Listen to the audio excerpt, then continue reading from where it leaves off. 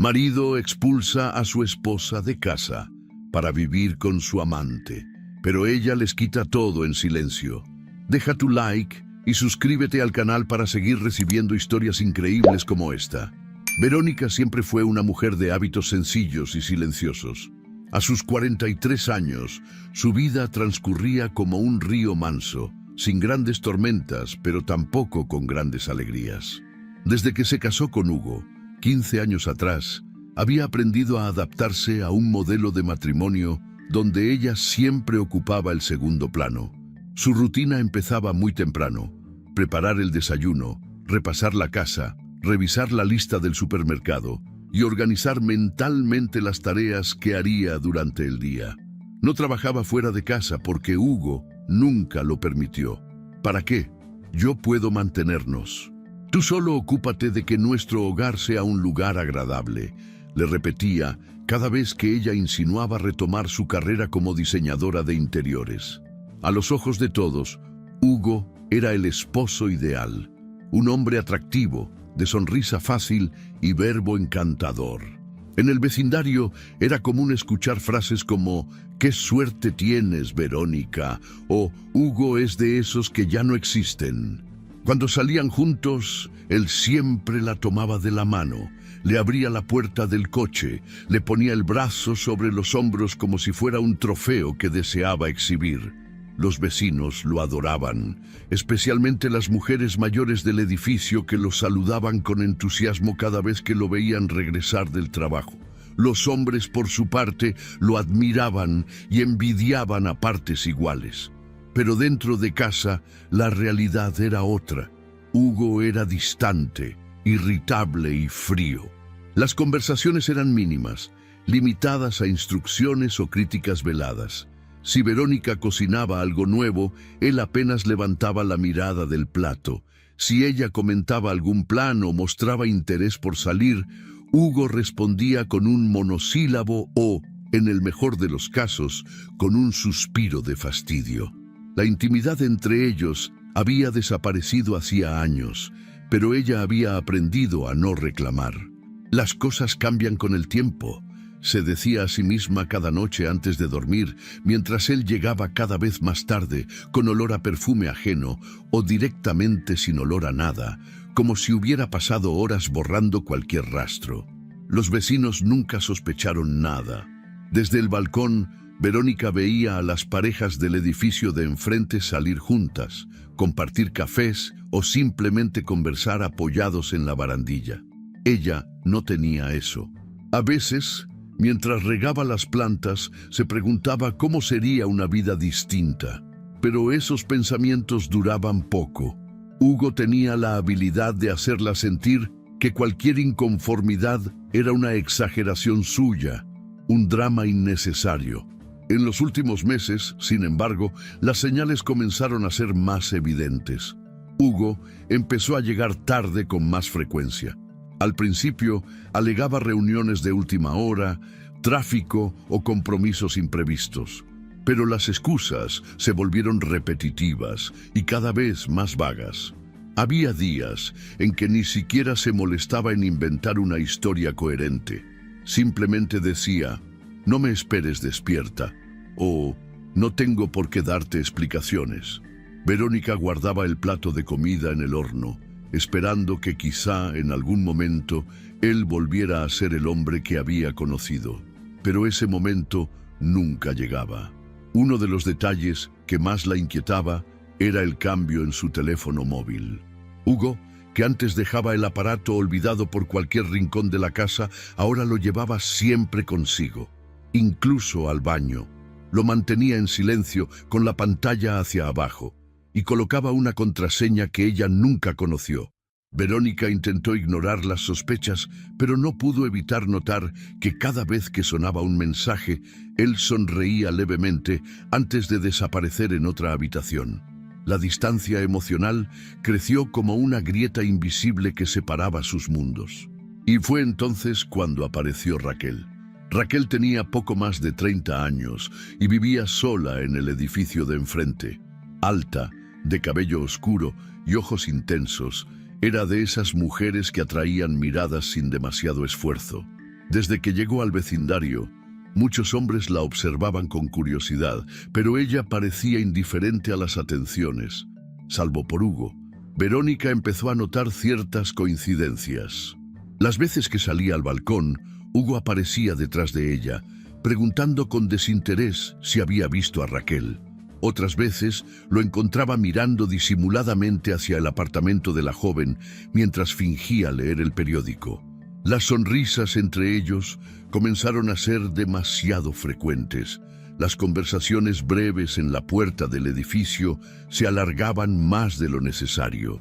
Incluso hubo un par de ocasiones en que Verónica desde la ventana de la cocina los vio hablando en la calle, demasiado cerca, con una confianza que dolía.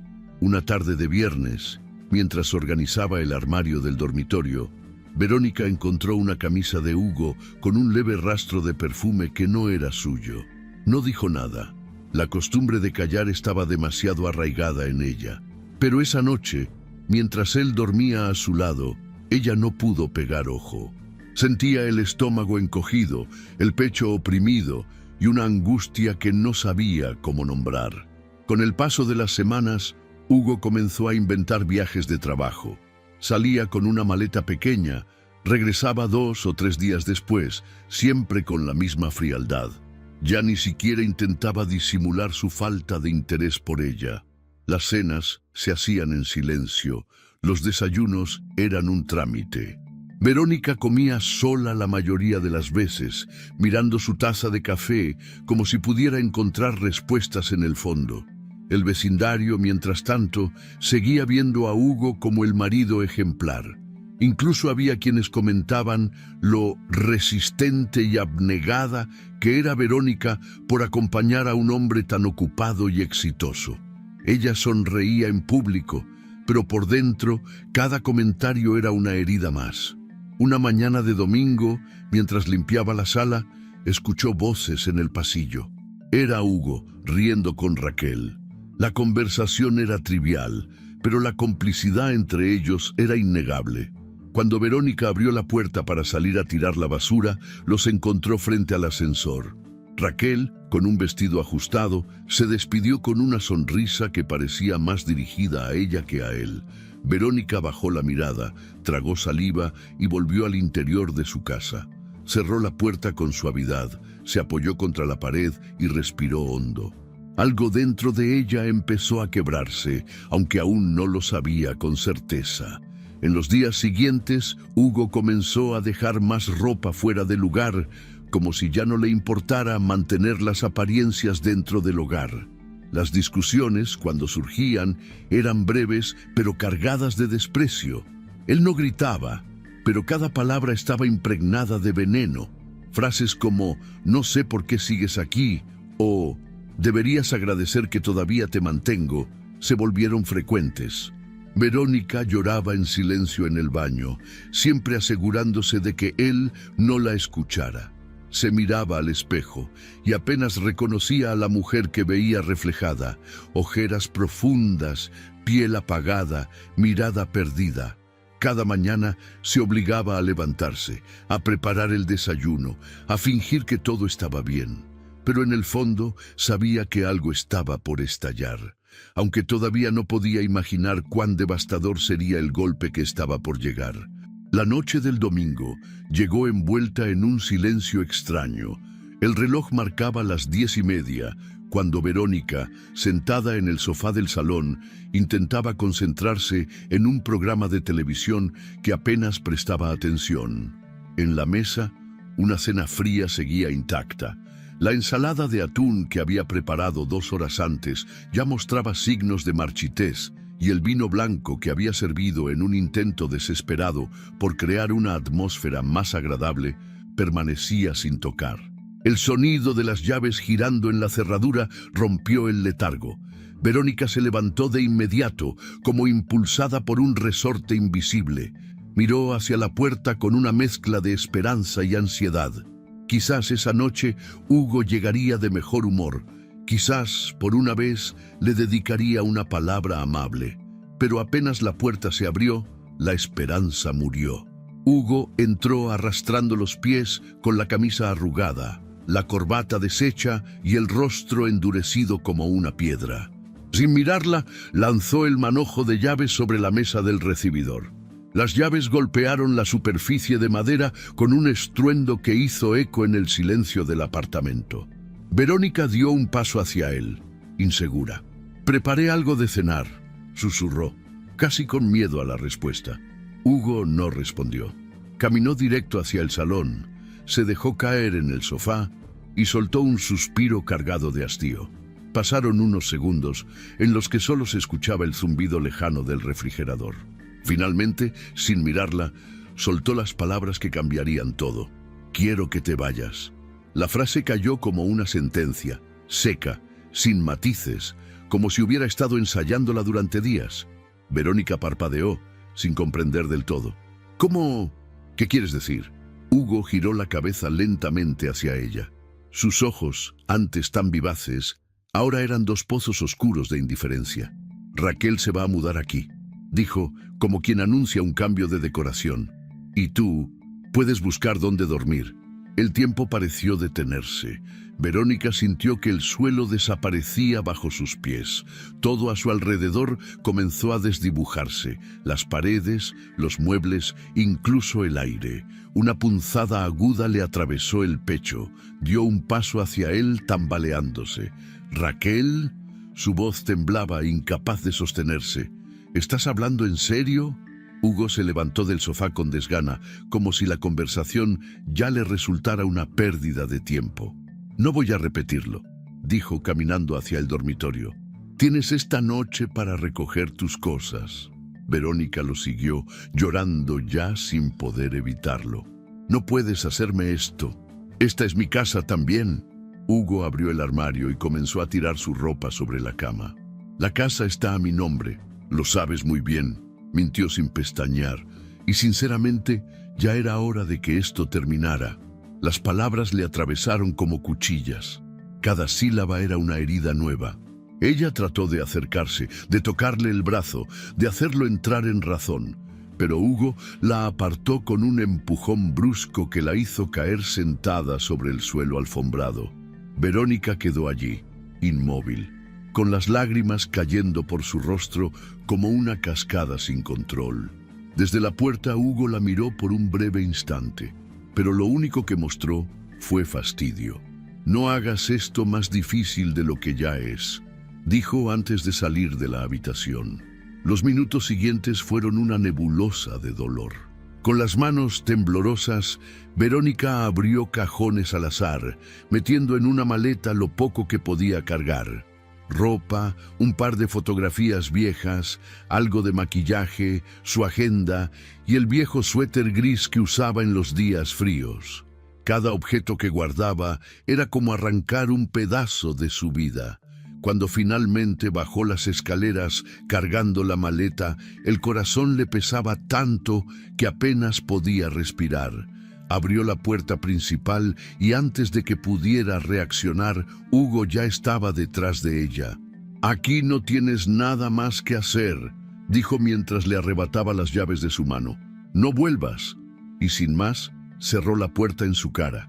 Verónica quedó allí, sola, de pie en el corredor del edificio, con la maleta a un lado y la dignidad hecha trizas. Las luces del pasillo, frías y parpadeantes, acentuaban su estado de vulnerabilidad.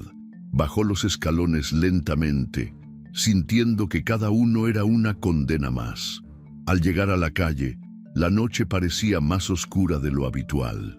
Se sentó en la acera, justo frente al edificio. Apoyó la frente sobre las rodillas y dejó que el llanto la arrasara por completo. No fue un llanto contenido ni discreto. Fue un llanto de dolor puro, de pérdida, de rabia contenida durante años. Un llanto que brotaba desde lo más profundo, mezclado con una sensación de vacío y desamparo que nunca antes había sentido. Los vecinos comenzaron a asomarse a las ventanas. Algunos apenas corrían las cortinas para observar discretamente. Otros, más descarados, se asomaban sin pudor. Las luces de varios departamentos se encendieron al mismo tiempo. Una pareja que regresaba de cenar la miró de reojo, cruzando la calle rápidamente para evitar involucrarse. En el tercer piso, la señora Emilia, una vecina mayor, observaba la escena mientras murmuraba para sí: «Pobrecita». Desde la ventana del frente, Raquel apareció sosteniendo una taza de té, mirando la escena como si fuera un espectáculo ajeno. Su expresión era indescifrable. No parecía sentir ni lástima ni culpa. Verónica sintió que el mundo entero la observaba, humillada, expuesta, como un objeto roto abandonado en la calle. Y eso fue lo que más le dolió. No solo la traición, no solo el desamor, sino la humillación pública, la certeza de que todos la estaban viendo caer. Sacó el teléfono del bolso con las manos temblorosas y marcó el número de su amiga Clara. ¿Clara? Su voz era apenas un susurro entrecortado. ¿Puedo quedarme contigo esta noche? La amiga no lo dudó. 20 minutos después, Clara llegó en su coche y la ayudó a subir la maleta. Durante el trayecto, Verónica apenas pronunció palabra. Solo lloraba en silencio, mirando por la ventana, observando las luces de la ciudad que pasaban como manchas borrosas. Al llegar al pequeño apartamento de Clara, se dejó caer en el sofá, todavía con la ropa de la calle, sin fuerzas para cambiarse ni para ducharse. La noche avanzó, pero el sueño no llegó. La imagen de Hugo cerrando la puerta tras ella se repetía una y otra vez en su mente como una pesadilla interminable. Las lágrimas seguían cayendo, pero en algún momento, entre sollozos, ocurrió algo inesperado. Una especie de vacío se instaló en su pecho. No era tristeza, ni siquiera ira. Era algo diferente, un silencio interno, una pausa profunda, un instante de lucidez en medio de la tormenta emocional. Se sentó, tomó una hoja de papel y comenzó a escribir una lista de todas las cosas que tenía que resolver. Buscar dónde quedarse, pensar en su futuro, buscar ayuda legal. Por primera vez en mucho tiempo, una pequeña chispa de determinación comenzó a prenderse en su interior. Ya no quería llorar más, ya no iba a mendigar cariño ni comprensión. Algo en ella estaba cambiando. Miró el reloj. Eran casi las 3 de la mañana. Con los ojos hinchados y el cuerpo agotado, respiró hondo y repitió para sí misma, como un mantra silencioso: «No voy a dejar que esto me destruya». La Verónica que había sido durante tantos años acababa de morir, y en su lugar estaba naciendo otra mujer, una que poco a poco aprendería a pelear por sí misma. ¿Hasta cuándo vamos a permitir que historias como la de Verónica se repitan? Si tú también crees que ninguna mujer merece ser tratada así, deja tu like ahora y acompáñanos en este viaje de justicia y dignidad. La primera noche lejos de su hogar fue una mezcla de insomnio, llanto silencioso y pensamientos enredados. Verónica, envuelta en una manta prestada, permanecía inmóvil en el sofá de Clara. El pequeño apartamento olía a café frío y a ropa recién lavada, un contraste brutal con la angustia que llevaba dentro. Clara, siempre tan práctica, le había preparado una taza de té y un pijama viejo. Pero Verónica apenas pudo cambiarse de ropa. Sus músculos no respondían, como si su cuerpo entero estuviera en estado de shock.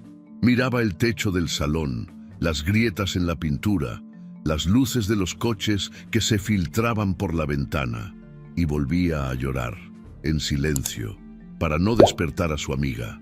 Cada intento de cerrar los ojos venía acompañado de imágenes cortantes. Hugo empujándola fuera de casa, la maleta arrastrándose por las escaleras, los vecinos observándola como si fuera una extraña. Y sobre todo, la frase: «Quiero que te vayas». Una frase que no dejaba de repetirse en su mente, como un eco cruel. El amanecer llegó sin que ella hubiera pegado ojo. A las 7 de la mañana, Clara salió para ir a trabajar, pero antes le dejó una nota en la mesita de café. «Cuando te sientas con fuerzas, llámame. Estoy aquí para ti». Verónica la leyó varias veces antes de doblarla con cuidado y guardarla en el bolsillo de su pantalón. Con el apartamento vacío, la soledad golpeó más fuerte. Se levantó, fue al baño y se miró al espejo. El reflejo era desolador. Ojos hinchados, piel pálida, cabello revuelto. Pero en el fondo de esa imagen derrotada, algo parecía empezar a despertar. Una rabia tibia, pequeña, pero persistente, que comenzaba a empujar desde dentro. Se lavó la cara con agua fría, se recogió el pelo en un moño improvisado y volvió al salón. Allí, sentada en el sofá, comenzó a pensar en todo lo que había soportado durante los últimos años. Recordó las veces en que Hugo cuestionó cada uno de sus gastos. Aquella tarde en que ella quiso comprarse un vestido para una cena especial y él le dijo que no había dinero para caprichos. La conversación de hace 3 años, cuando mencionó la posibilidad de retomar su carrera de diseño de interiores, y él la ridiculizó delante de unos amigos comunes. «Diseñadora, por favor, Verónica, ya estás muy mayor para esas tonterías». También volvieron a su mente las humillaciones privadas, esas que nunca contó a nadie. Las noches en que él se acostaba dándole la espalda, ignorando su presencia, como si ella fuera parte del mobiliario.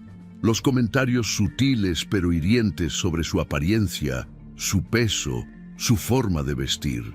Incluso las veces en que en discusiones pequeñas, Hugo la llamaba inútil o carga, siempre con esa sonrisa irónica, como si lo que decía fuera una simple broma. Pero lo que más dolía eran los momentos en que ella misma se creyó cada una de esas palabras. Durante años había interiorizado la idea de que no valía lo suficiente, de que debía agradecer por tener un techo, comida y a un hombre que, al menos, no la golpeaba. Ese pensamiento fue el que la hizo detenerse en seco. No iba a seguir pensando así. Encendió su teléfono móvil. Había varias llamadas perdidas de números desconocidos. Por un instante, el corazón le dio un vuelco, pero pronto entendió que eran de Hugo. Al parecer, su conciencia comenzaba a incomodarlo, o tal vez era simple cálculo. Borró cada registro sin siquiera escucharlos. Decidió buscar en la memoria del teléfono un número que llevaba años guardado, casi como una reliquia olvidada, el de Gabriel Salcedo, un antiguo compañero de universidad que ahora era uno de los abogados más respetados en derecho inmobiliario. Lo había visto en redes sociales hacía poco, celebrando un caso ganado con una frase que ahora retumbaba en su mente. «La justicia no siempre llega a tiempo, pero llega». Marcó el número sin pensarlo demasiado. Las manos le temblaban mientras escuchaba el tono de llamada 1, 2, 3 veces, hasta que al otro lado respondió una voz grave y profesional. «Gabriel Salcedo, buenos días». Por un instante, Verónica no supo qué decir. Las palabras se le atragantaron en la garganta, pero al final, con un hilo de voz, respondió: «Gabriel, soy Verónica Alarcón. No sé si te acuerdas de mí, pero necesito ayuda». El silencio del otro lado duró apenas un segundo. «Claro que me acuerdo, Verónica. Dime, ¿qué ha pasado?». Las frases salieron atropelladas, mezcladas con lágrimas. Le contó todo, desde la noche anterior hasta el abandono, pasando por los años de control y humillación. Gabriel escuchó en silencio, sin interrumpirla. Cuando ella terminó, su respuesta fue directa: «Escúchame bien. Esto no se va a quedar así. Quiero que esta misma tarde vengas a mi despacho. Trae todos los documentos que tengas, escrituras, recibos, facturas, todo.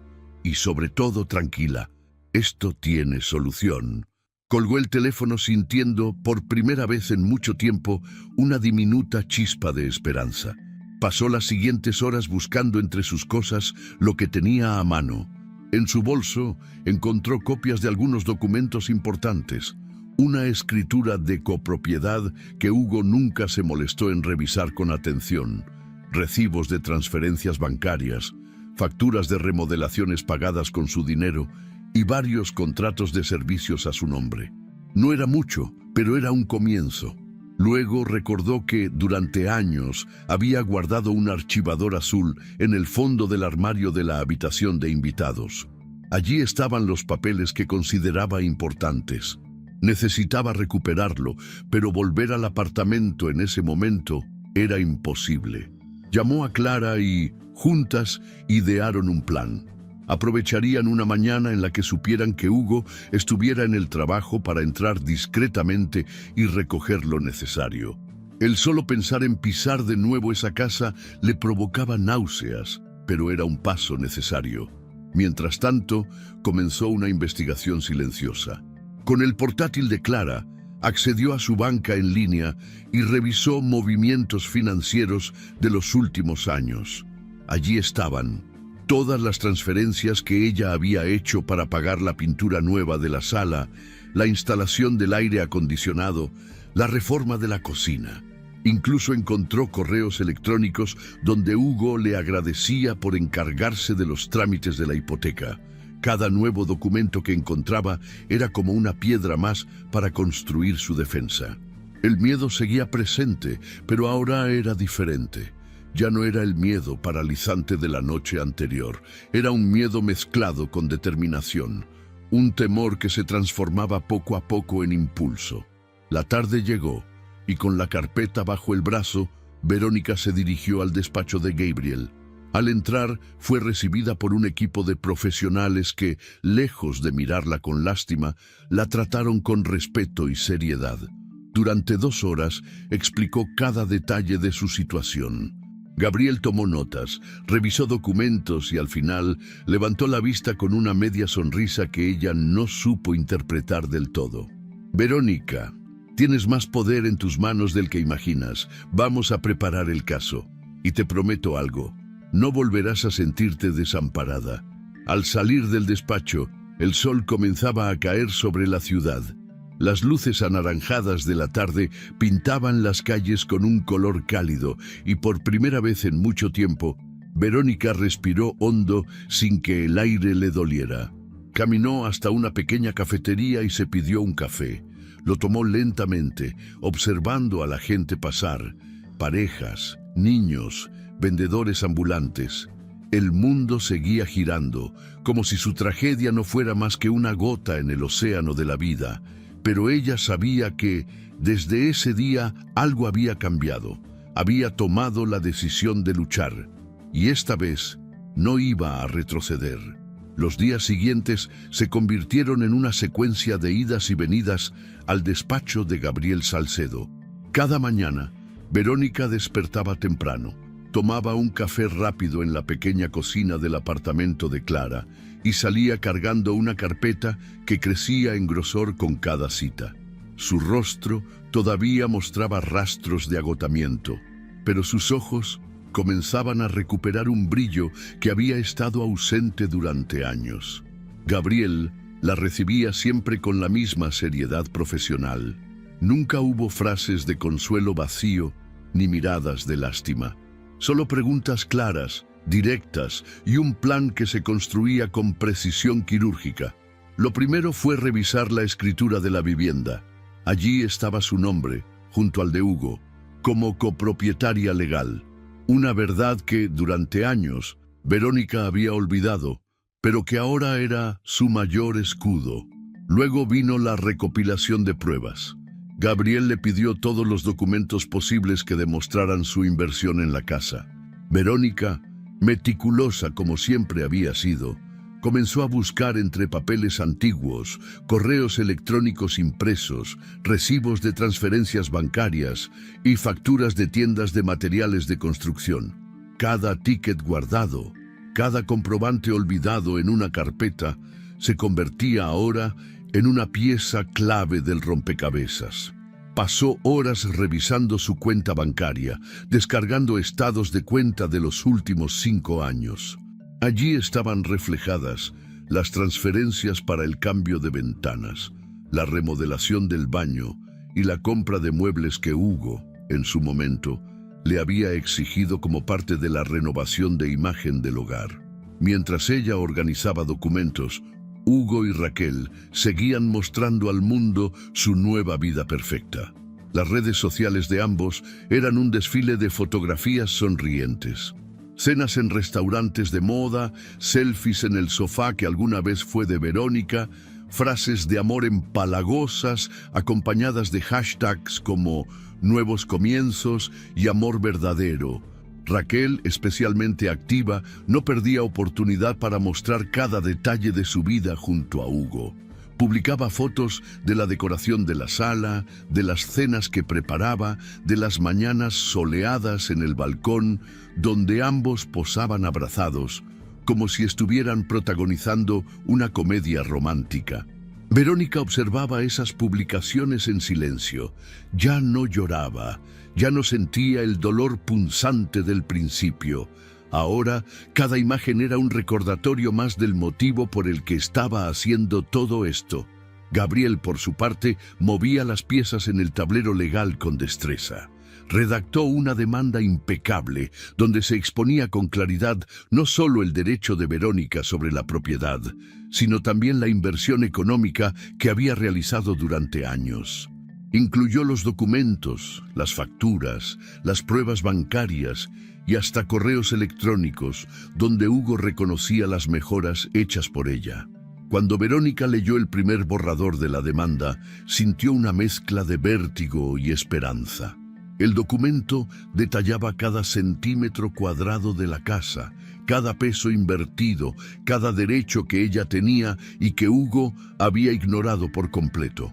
Gabriel le explicó los pasos a seguir con una calma que la contagiaba.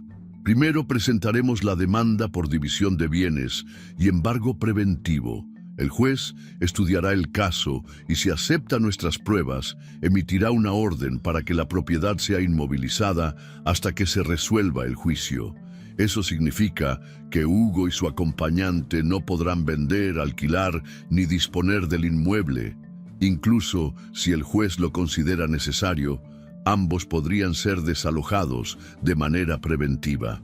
Verónica escuchaba cada palabra con atención. Tomaba apuntes, preguntaba detalles, quería entender cada paso del proceso. Ya no era la mujer pasiva de antes. Ahora estaba decidida a participar activamente en su defensa. Mientras tanto, Hugo vivía en una burbuja de arrogancia. Seguía creyendo que tenía el control absoluto de la situación. A menudo pasaba frente a la portería del edificio saludando a los vecinos con la misma sonrisa falsa de siempre.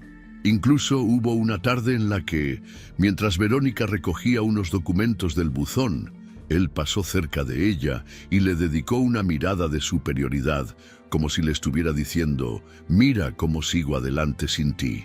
Raquel, por su parte, paseaba por el barrio como si fuera la nueva reina del lugar. Iba al supermercado de la esquina, saludaba a las vecinas, incluso decoró el balcón con luces y plantas, como si estuviera marcando su territorio. Lo que ninguno de los dos sabía era que el proceso legal ya estaba en marcha. Un jueves por la mañana, Gabriel presentó la demanda formalmente en el juzgado correspondiente. Incluyó una solicitud de embargo preventivo y la petición de desalojo cautelar. La argumentación era sólida. Existía un conflicto claro sobre la propiedad. Había pruebas irrefutables de copropiedad y de inversión económica por parte de Verónica. Y existía un riesgo evidente de que Hugo pudiera intentar vender o modificar la situación del inmueble antes de que el juez dictara sentencia. Cuando Gabriel le informó que el juez había aceptado revisar el caso con carácter de urgencia, Verónica sintió que un peso enorme comenzaba a levantarse de sus hombros. Los días siguientes estuvieron llenos de movimientos legales, oficios, documentos, citaciones. Gabriel y su equipo trabajaban como una maquinaria bien aceitada, mientras Verónica seguía aportando toda la información que tenía. Una tarde, mientras organizaba los últimos recibos de pago de servicios básicos, Verónica se detuvo a mirar una foto vieja que había guardado por costumbre. Era de los primeros años de su matrimonio con Hugo.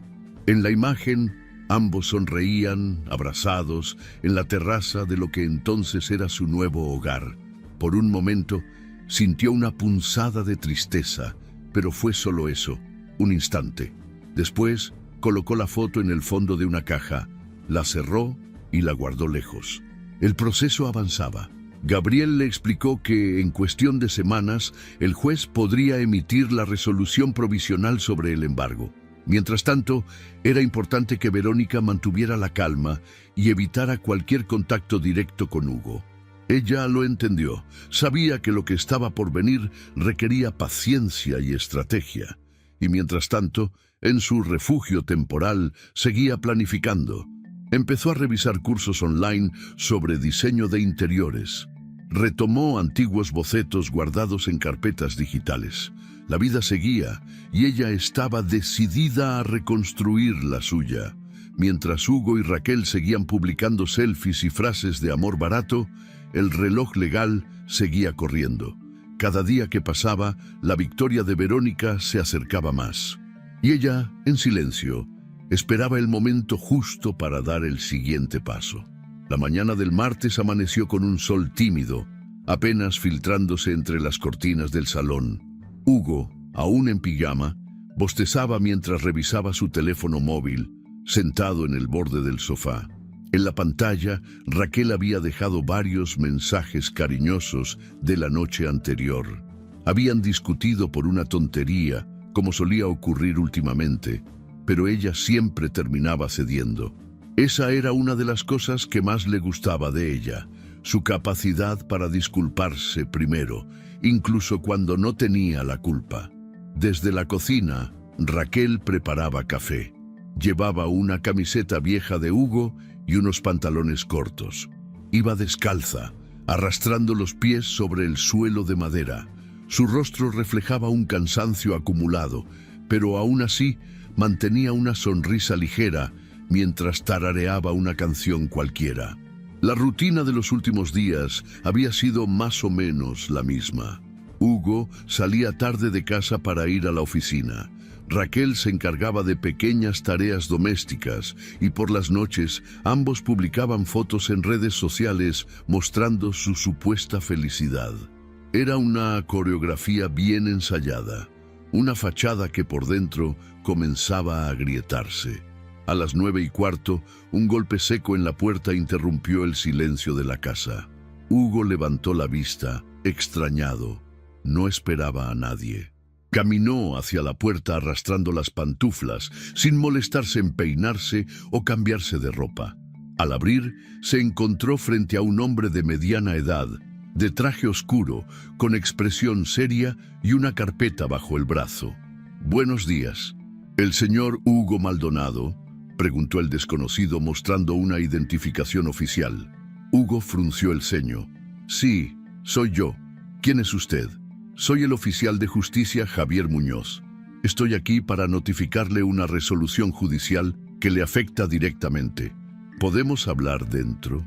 Hugo, confundido pero aún sin sentir peligro, abrió la puerta por completo y permitió el acceso. Raquel, desde la cocina, asomó la cabeza con una sonrisa nerviosa. «¿Quién es?». El oficial no perdió tiempo.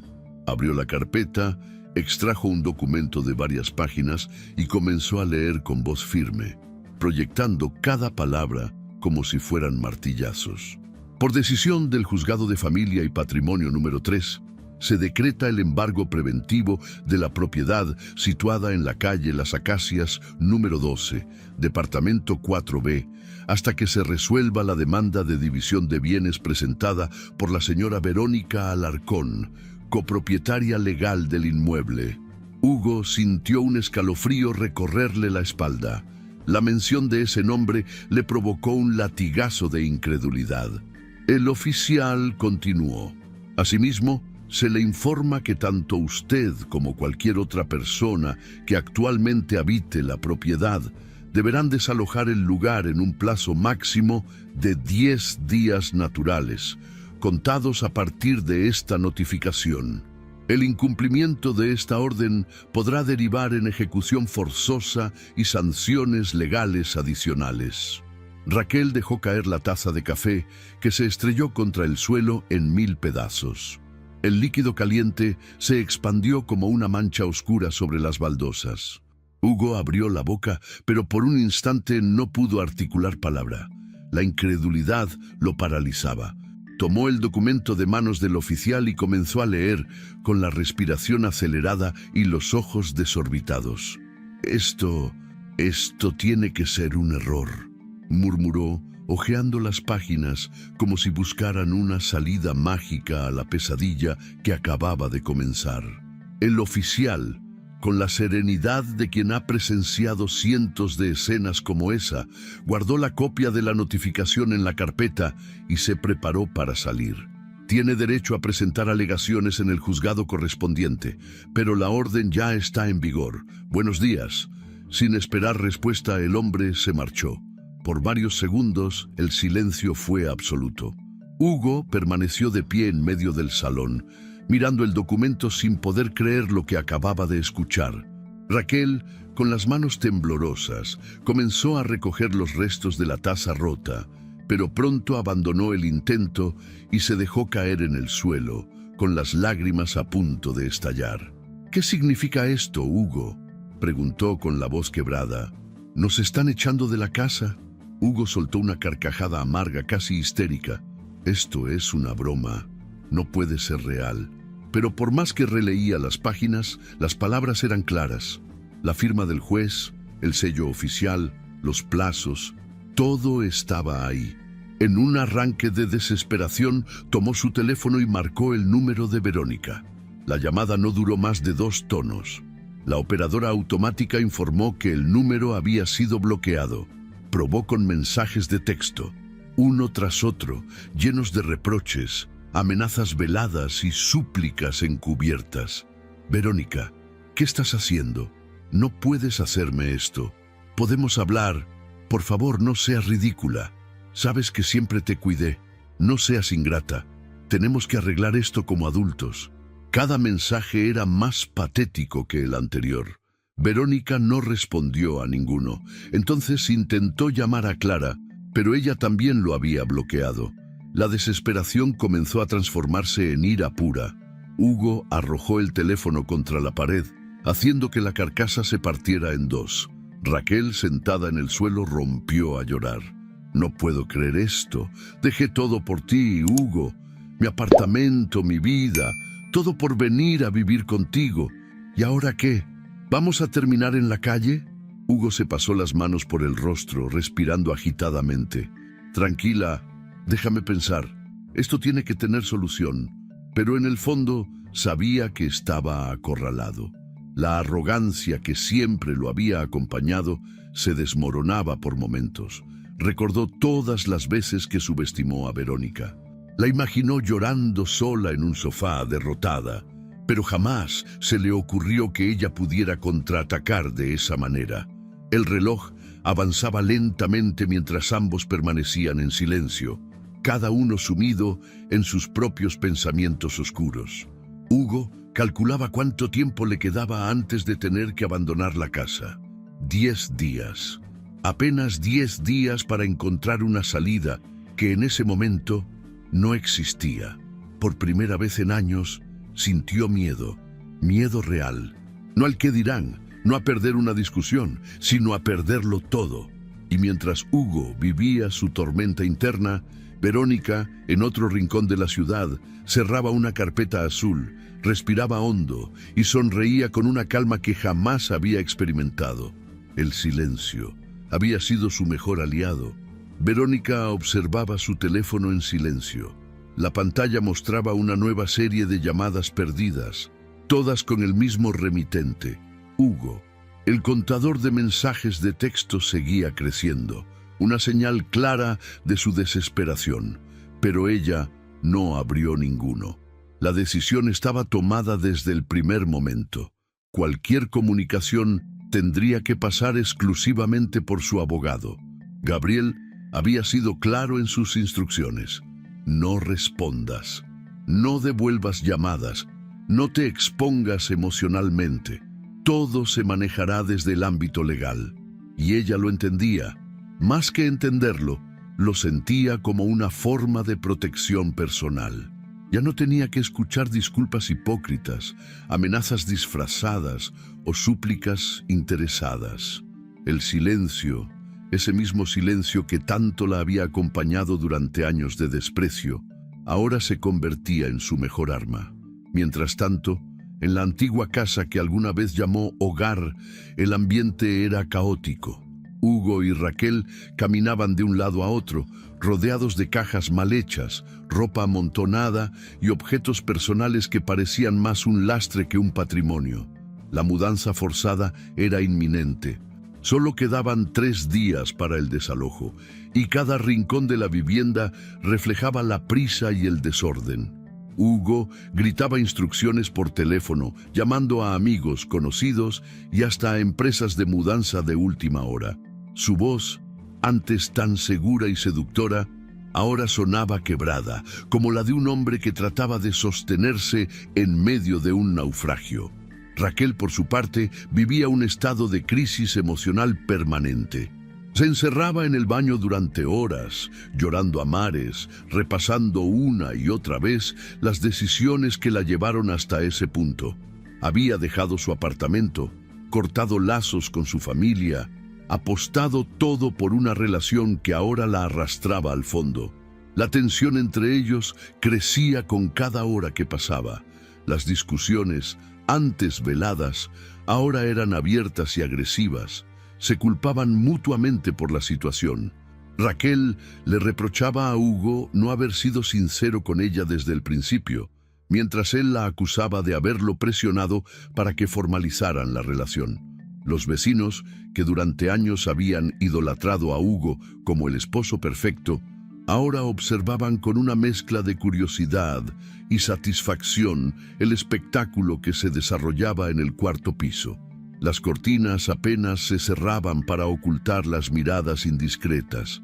Algunos residentes fingían bajar al portal solo para ver cómo entraban y salían cajas, cómo Hugo gritaba al teléfono, cómo Raquel lloraba en la escalera. La señora Emilia, desde su ventana, no perdía detalle. Con su taza de té en la mano, murmuraba para sí misma: al final, todo cae por su propio peso. Una tarde, mientras un camión de mudanza esperaba en doble fila frente al edificio, Hugo cargaba apresuradamente algunas maletas al vehículo. Llevaba el rostro sudoroso, la camisa pegada al cuerpo y la expresión desencajada. Un grupo de niños que jugaba en la acera se detuvo a observar la escena. Uno de ellos, sin entender del todo, preguntó a su madre: «Mamá, ¿por qué el señor Hugo se va tan rápido?». La madre, incómoda, lo apartó con un gesto y bajó la mirada. Mientras tanto, Verónica recorría otro barrio de la ciudad, visitando apartamentos en alquiler. Había decidido que quería algo pequeño pero luminoso, con espacio suficiente para empezar de nuevo. Ya no necesitaba un gran comedor ni habitaciones de sobra. Lo que buscaba era un lugar que respirara libertad. Tras varios días de búsqueda, encontró un apartamento en el 5º piso de un edificio antiguo, pero bien mantenido. Tenía grandes ventanales, una cocina abierta y un pequeño estudio donde podría montar su taller de diseño. Cuando entró por primera vez, sintió una extraña mezcla de vértigo y alivio. Era modesto, pero era suyo, o al menos lo sería en cuanto firmara el contrato de alquiler. Antes de tomar una decisión final, Gabriel le aconsejó que esperara el desenlace del juicio para definir su situación económica a largo plazo, pero Verónica no quiso retrasar más el inicio de su nueva vida. Usó parte de sus ahorros para cubrir el depósito inicial y el primer mes de renta. No era una gran suma, pero era suficiente para empezar. Las semanas siguientes estuvieron llenas de pequeños comienzos. Inscribió su nombre en un curso de actualización en diseño de interiores. Retomó antiguos contactos profesionales. Creó perfiles en redes sociales para ofrecer sus servicios de decoración. Incluso consiguió su primer cliente, una joven pareja que acababa de mudarse a un apartamento cercano y buscaba asesoría para renovar su sala. Volver a dibujar planos, elegir paletas de colores y seleccionar textiles la llenaba de una energía que no recordaba haber sentido en años. Por las tardes, recorría tiendas de decoración y ferreterías, imaginando cómo transformar espacios pequeños en refugios acogedores. Cada día, su agenda comenzaba a llenarse de tareas, citas y presupuestos. Su círculo social también empezó a crecer. Clara, siempre atenta, la invitaba a reuniones con amigos, a cenas y a eventos culturales. Verónica aprendía a disfrutar de su propia compañía, de los paseos por el parque, de las mañanas con café y libro en mano.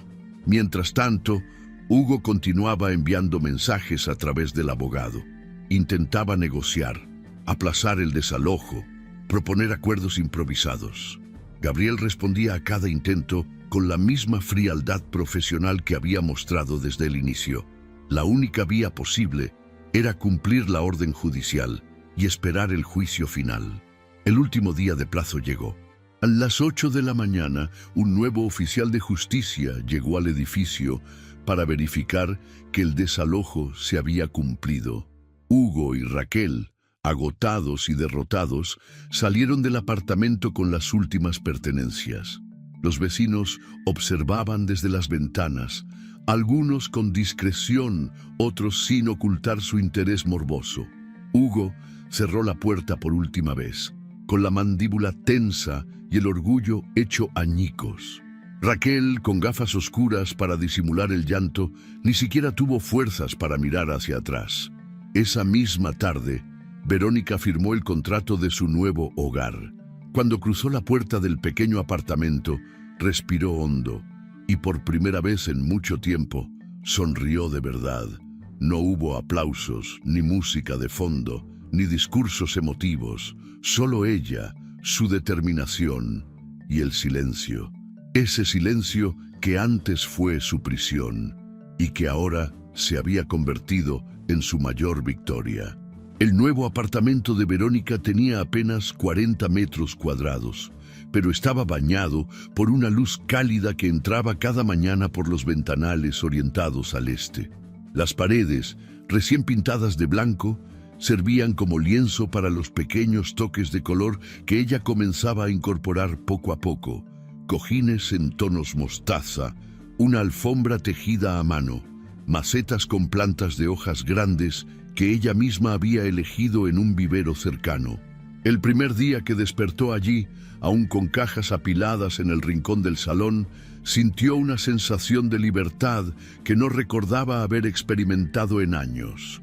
No había gritos, ni miradas de desaprobación, ni silencios cargados de desprecio. Solo el sonido lejano de la ciudad despertando y el olor del café recién hecho. Pasó las primeras semanas organizando el espacio a su manera. Colgó cortinas ligeras, instaló estantes flotantes para sus libros y colocó sobre el escritorio una lámpara de mesa que iluminaba justo el rincón donde empezó a retomar sus proyectos de diseño de interiores. Volver a dibujar bocetos, seleccionar paletas de colores y revisar catálogos de muebles era como reencontrarse con una parte de sí misma que había estado adormecida durante demasiado tiempo. El trabajo llegó antes de lo que esperaba.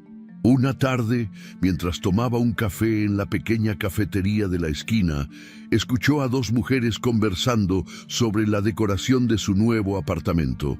Sin pensarlo demasiado, se acercó y les ofreció su ayuda, mencionando su experiencia como interiorista. Una de ellas, intrigada, le pidió su número. Una semana después, Verónica estaba presentando su primer presupuesto formal. El proyecto consistía en transformar una sala oscura y mal distribuida en un espacio funcional y acogedor. Verónica se entregó al trabajo con una dedicación absoluta. Pasó horas investigando soluciones de almacenamiento, seleccionando telas, eligiendo tonos de pintura que ampliaran visualmente el espacio. Cuando finalmente terminó, la satisfacción fue inmensa. La clienta quedó encantada y no tardó en recomendarla a varias amigas. Así, poco a poco, fueron apareciendo nuevos encargos.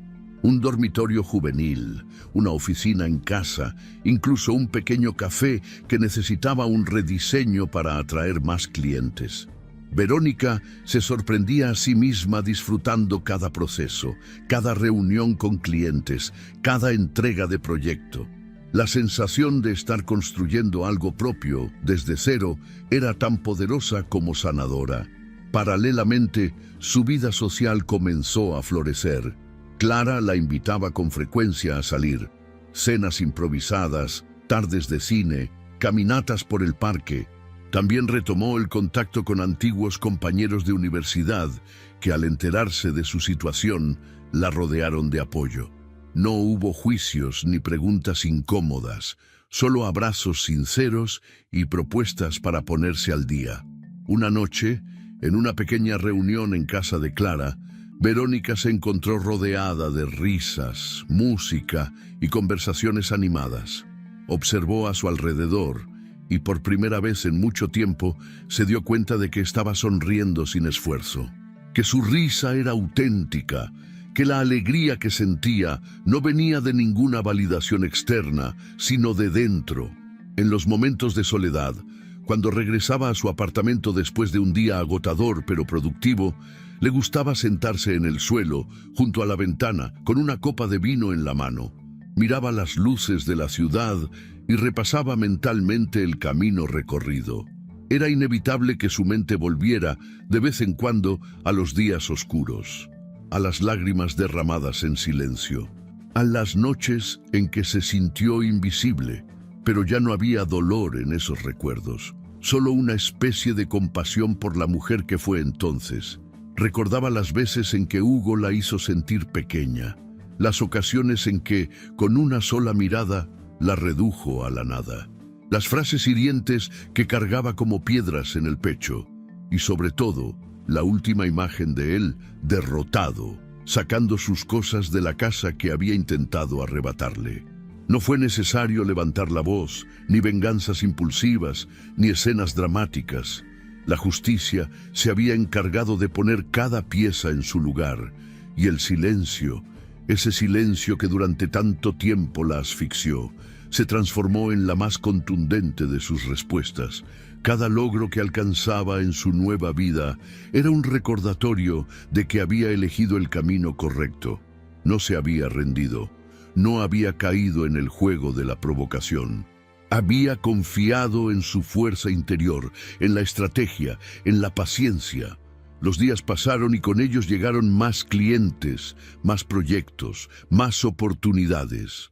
Su nombre empezó a circular entre conocidos como la diseñadora que entendía no solo de espacios, sino de emociones, porque ahora sabía que cada hogar reflejaba el estado del alma de quien lo habitaba.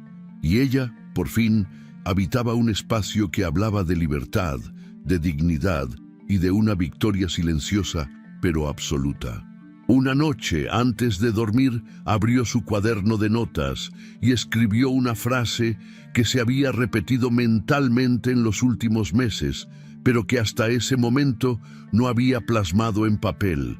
Callé cuando quise gritar, pero fue ese silencio el que me devolvió la vida. El día de la firma llegó con un cielo despejado y una temperatura agradable, como si el universo mismo decidiera acompañar aquel cierre de ciclo. Verónica llegó a la notaría con paso firme, una carpeta bajo el brazo y el rostro sereno. Gabriel la esperaba en la entrada, revisando unos documentos por última vez antes de ingresar. La venta de la antigua casa, aquella que durante años fue testigo de su dolor y de sus silencios, estaba a punto de concretarse. Dentro de la sala de reuniones, el ambiente era sobrio, pero cargado de una tensión sutil. Al otro lado de la mesa, Hugo, con el rostro pálido y la mirada perdida, hojeaba distraídamente el contrato de compraventa. Llevaba un traje arrugado, la corbata mal colocada y ojeras profundas que delataban noches de insomnio. Raquel, sentada a su lado, mantenía los brazos cruzados sobre el pecho y no dirigía la mirada a nadie. Su expresión era una mezcla de resentimiento y derrota. La chispa que alguna vez la caracterizó había desaparecido por completo. Los meses posteriores al desalojo no habían sido amables con ellos. Después de abandonar la casa, intentaron alquilar un pequeño apartamento en las afueras de la ciudad. Pero las deudas y la falta de estabilidad laboral de Hugo complicaron todo. Sus ahorros se agotaron rápido y los amigos que antes llenaban sus redes sociales con comentarios de admiración, ahora guardaban distancia. La pareja perfecta se había convertido en una caricatura de lo que alguna vez pretendieron ser. Verónica, por su parte, había seguido adelante. Con el dinero que pronto recibiría de la venta, planeaba invertir en su pequeño emprendimiento de diseño de interiores.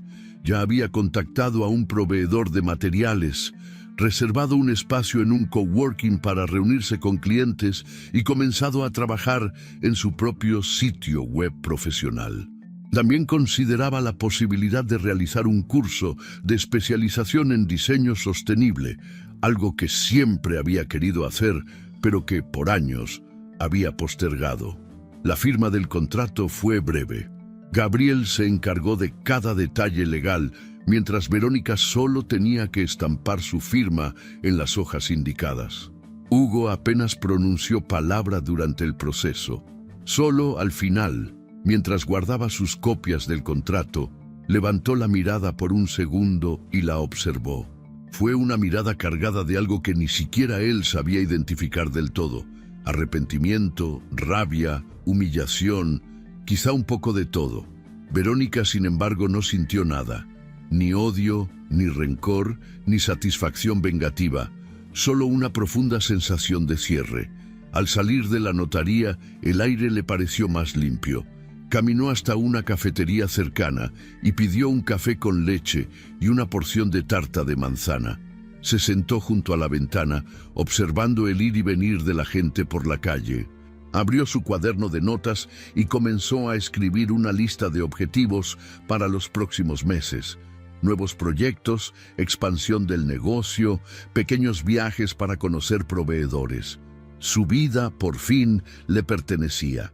Esa misma tarde, recibió una llamada de una editorial local interesada en publicar un artículo sobre mujeres emprendedoras que habían transformado su vida tras un divorcio difícil.